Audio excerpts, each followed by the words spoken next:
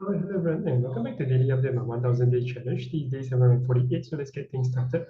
Alright, so first and foremost, no change in terms of equity balance wise. If we look in terms of US market wise, we'll still see it's sort of a neutral kind of a territory because right now, even though we did form a red candlestick for both of them, S&P 500 and Nasdaq, the key thing is we are still maintaining above support wise. I'm not entirely bearish, but of course, it could still have a much stronger pullback and we'll still be remaining very healthy wise.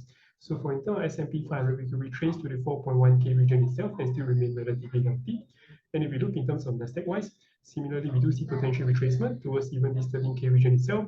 We'll still be potentially looking to be very healthy retracement-wise.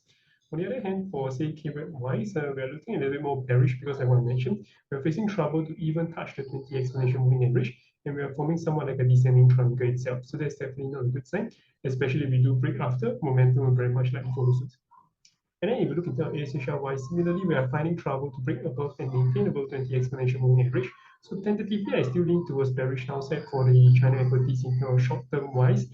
But yeah, the mid-long term wise, technically, if you come in terms of the valuation of the Chinese companies wise, I still think they are still undervalued right now. But bearing in mind with the potential of a potential breakdown or collapse in terms of a particular, in terms of how the economy is working out for China wise, we could see much further downside. So I'm not entirely ruling that out. So for me, I would say a little bit more cautious. I'm not adding in any more position for China stock equities. I will just keep it as it is.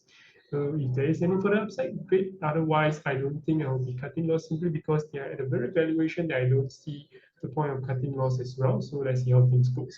But yeah, and then finally we got Bitcoin itself. So Bitcoin itself, like what I mentioned, I definitely wanted to maintain above 20 exponential moving average.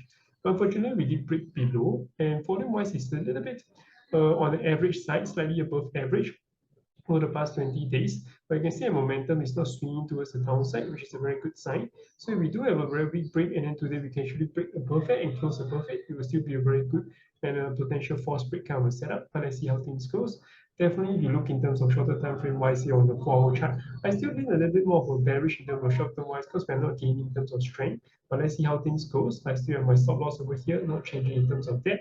Potentially, I do see that we could have a potential attempt to go over here. And if support do come over there, that would be great. But otherwise, it is what it is, and I'll take my stop loss over here. Otherwise, that's more or less about it. If you guys have any questions, feel free to drop by your comments below. I'll see you guys tomorrow. Take care. Bye bye.